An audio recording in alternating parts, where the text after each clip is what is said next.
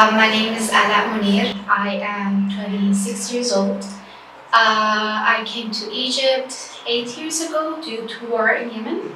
I'm originally from Yemen and I studied here at university and I have worked before in Egyptian companies and then I met Sinan and now I'm working with Sinan for like 2 years now as an HR and office coordinator. I was a millionaire and money doesn't matter so I'm not working. Okay. First of all, I think this is something I used to think about it when I was young, when I was a kid actually, that I wanted to have like a compound for poor people that they don't have a place to live and provide them food. Because in Yemen and also in Egypt, there are a lot of poor people and people living in the streets. So from what I always saw from this, it made me sad that I cannot help them. But if I had money and I don't care about where it goes, I think the first thing I will do is to do this compound to help those people.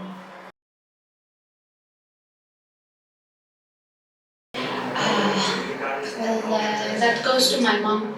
She always raised me to be strong and confident, even if people try to make fun of you or humiliate me in front of anyone. She taught me how to reply to them.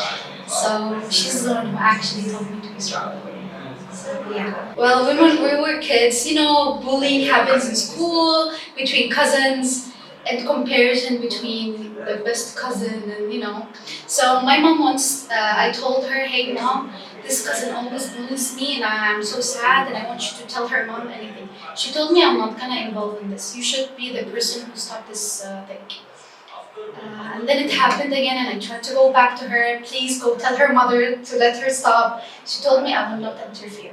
You have to know what to say and exactly when, and then she will stop. Defend yourself. So when this actually happens, there was this moment where she was making fun of me of a lot of stuff. Then I was like, stop, you're this and that, so I think I'm better than you. And since then she stopped bullying me and I gained my confidence from that moment. So maybe this is the main thing that I remember from my mom, what she told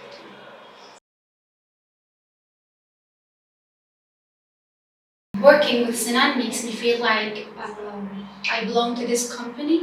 I don't feel like I'm just an employee who has tasks and just do the task and go home. No, it just feels like I'm doing this thing for my own company. I feel it's mine. That's why I love this job.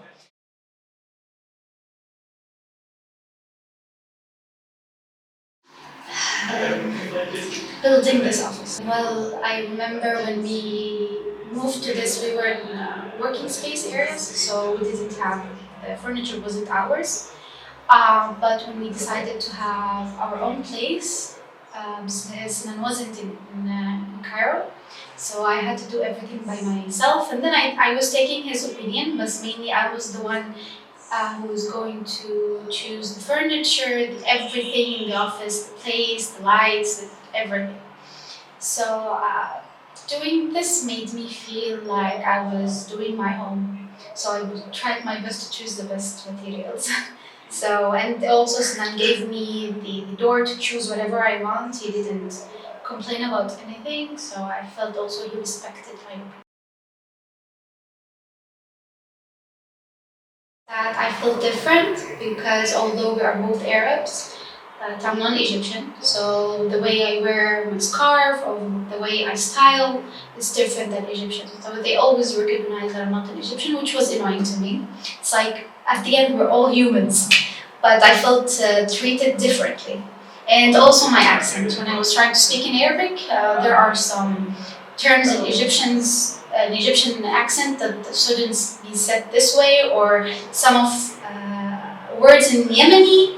It's okay in Yemen, but you shouldn't say it in Egypt. So I had to go through very embarrassing moments when I used to say a word. It was a curse in Egypt, but it was just a word. So this was kind of difficult, and also difficult to fit in some of Egyptians.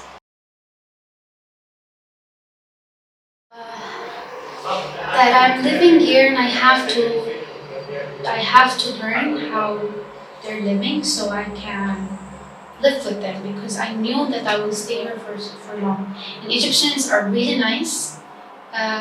They welcome people, so this also made it easier. Although they used to make fun of me when I say weird words, to them it's weird, but to us it's not.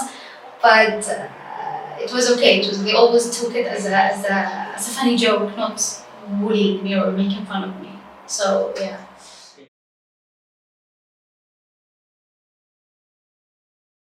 At first, it was really hard to determine if this person is good or not. I used to give Sinan whoever was his English was just good and that's it. But time by time, when I decided to ask Sinan actually, why do you reject this person? So he tells me I reject him because of this skill. I reject him because of this skill. So this made me know what Sinan wants from this candidate. So when I call them and they don't have the experience in what Sinan is searching for, I know it's not a go for Sinan. And sometimes he's good, but he doesn't have the skill that Sinan wants. But I know that this person would benefit Sinan in other projects, so I pushed him further. So I know what the interviewer wants. That's why I filter them very well.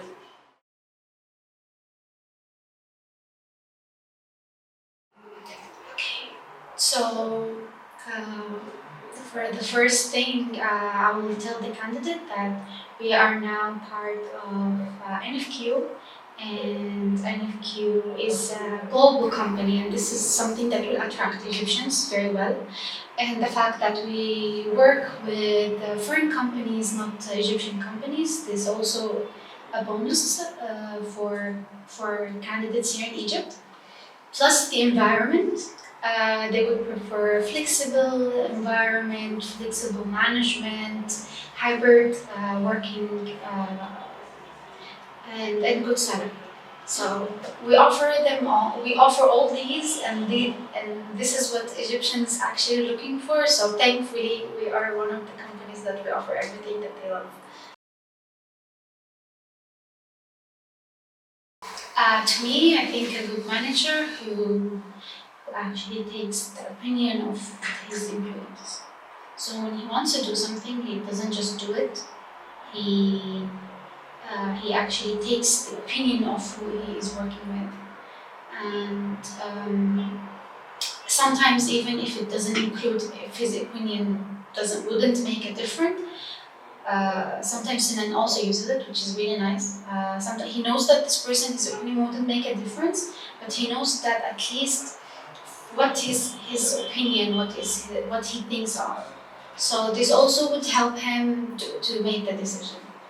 I think this is nice, better than the manager who just decides to do whatever he wants, doesn't care about the employees. I think this what makes a manager better than the other, and also a manager who supports his employees to be better. Actually, to be honest, it didn't happen with me, thankfully. But I think what it could be hard for women working in an Arab world is that mainly men will underestimate her decisions or her way of work. Just for the fact that she's a woman and she has to stay at home and cook and clean and be a wife. Um, what I would say to any woman is that to stand against that, because I believe that women can make good decisions. Yeah, they're good, they're powerful, and with every company that has a lady, trust me, it's working very well. I think is to not underestimate my opinion and decisions. I always have to stand by them.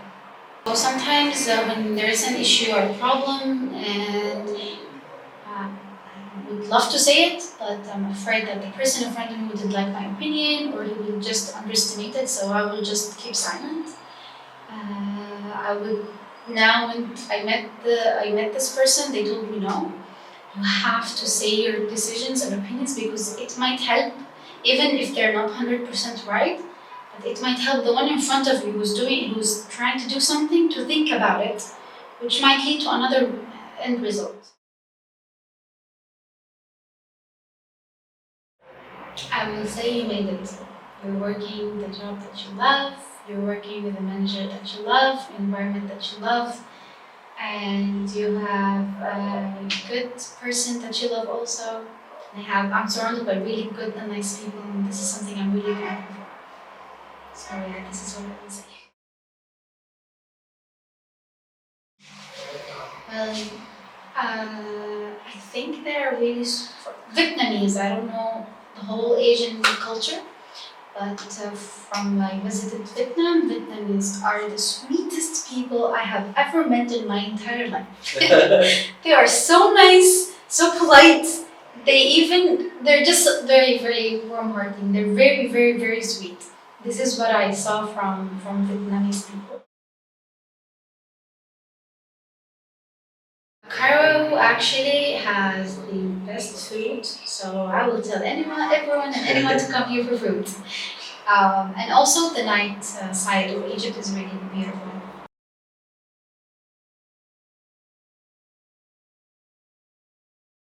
Well, to be honest, I sometimes watch TED Talks and some of the ideas that they say in TED Talks and how they improve their organization and how to help employees to get better. This is mainly what helped me in my work.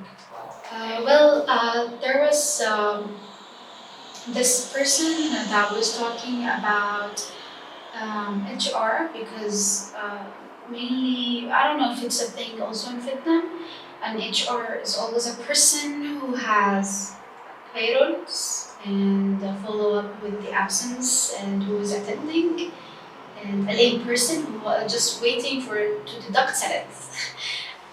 This was the idea that was given to people in Egypt. That's why every Egyptian hates an HR. One of the things that I was hoping not to be is this. So I watched videos that an HR actually is a community person. A person that helps people to be better, and also a person that should be the one that they go to whenever there's an issue, not to stay away from.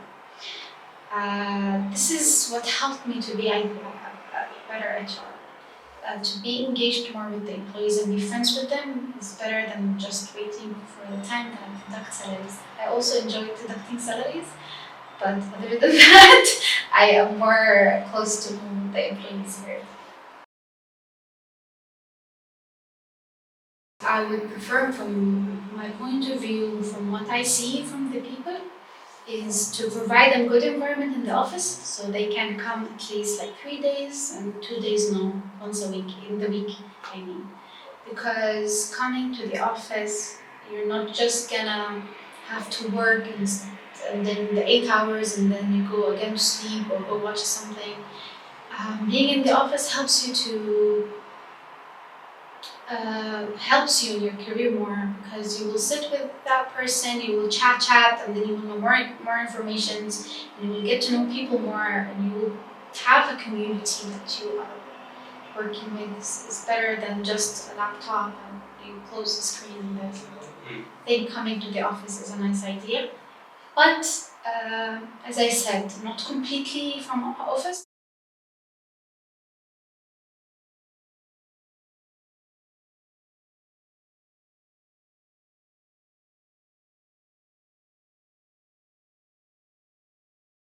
So for the people who are fully remote, I have some fully remote employees that they love to come to the office because they gain more experience from their co-workers from other projects, which helps them in their career. Also, the fact that they enjoy to come to the office because they know that Sinan is fun to be around, and some other employees there have this nice spirit in the office. So that's why they get bored of always staying from home. So that's why they prefer to come to the office. I think this is something nice, and that's why they come to the office. Yes, but there isn't. Those that you should do with Egyptians is eat and make jokes. They love jokes. They are culture of jokes. They always joke around. They always love to make trash talking. make fun of their friends. This is how they know that you are friends with them. Is making fun of each other. If you don't make fun of each other, this means that you're not good friends. So this is something you have to do in Egypt. They always have to make fun of each other and joke around and eat together. The don't. There is. I don't know. I think it depends on the personality. I just don't know. Maybe the don't is if he is married, you shouldn't ask about his wife. Maybe the family side, you shouldn't involve if you don't know him at first. Maybe later on, once you know him, you guys are close, okay. But if a guy is married, don't come to me and ask me about my wife. It's disrespecting some people, I think. I think this is what's made. There isn't much don'ts, or maybe I don't recall right now.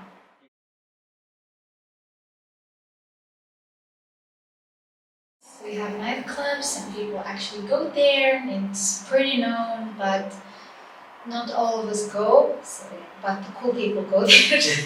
So maybe for foreigners, they wouldn't know that there are nightclubs in Egypt. Okay. But there are a lot of nightclubs. This is something I don't think foreigners know in Cairo. Okay. But outside Cairo, like the beach area, Sharm el-Sheikh, Dahab, it's all about nightclubs. But in Cairo, I think the hidden gems are the nightclubs. So maybe this is something foreigners should know.